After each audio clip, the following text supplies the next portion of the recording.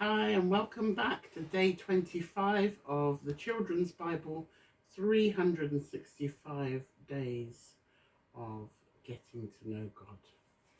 What a blessing. We're on day 25, and today's heading is Jacob's trick. Genesis 27 is where you can find the whole story. Esau quickly forgot about his lost right to be the head of the family that God was going to bless. But Jacob thought about it often. His mother had told him one day that God's message to her before the boys were born.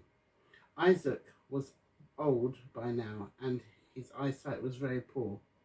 He took his bed because he thought he would soon die. Then he called Esau.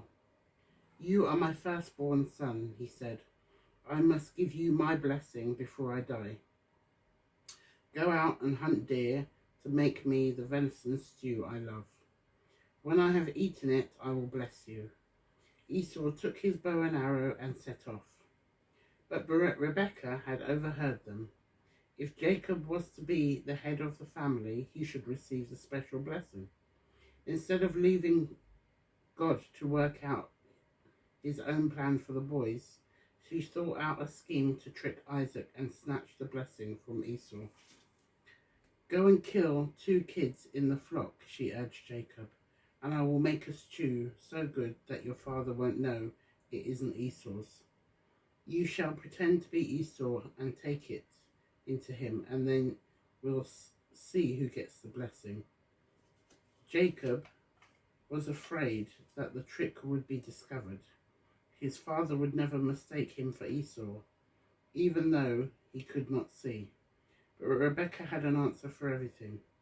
Quickly, she cooked the meat, then wrapped the skins from the goats around Jacob's neck and arms so that he would feel as hairy as Esau. Then she dressed him in her brother's clothes, which smelled of the fields and woods, and sent him into his father, carrying the tasty stew. What do you think about that then?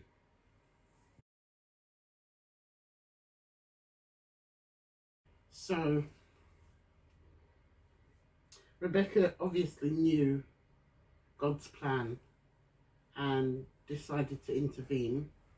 And I wonder how God would have uh, ensured the plan if Rebecca hadn't intervened. Or maybe it was his plan for Rebecca to intervene all the time.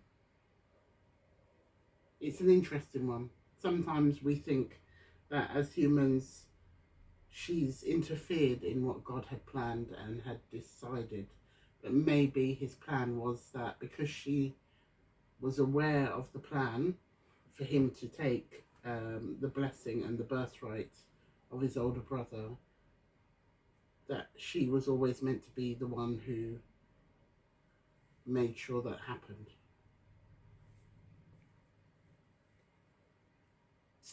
The, the simple fact is that God will always find a way, whether people intervene and support his plan and enable his plan to happen, or whether he does it by himself. In essence, it's all designed by him and it's going to happen anyway. So the trick was on Jacob's father, Isaac, and poor Esau is obviously pushed to the side. But Esau, because he had forgotten he'd given over his birthright, was happy to take the blessing, but should have said to his father, "I've given my birthright over to my brother." All of these things are speculative, and you know, I remember because that we've been reading through the stories of late. So God wants us to know that whatever his plan is for us, it will be done. Whether he does it directly or he does it indirectly through somebody close to you. and he will use anybody. He will use your children, your husband, your wife, your next door neighbour, your boss, your enemy. He will use anybody to help place you in the right position. So do not be afraid, and God bless you.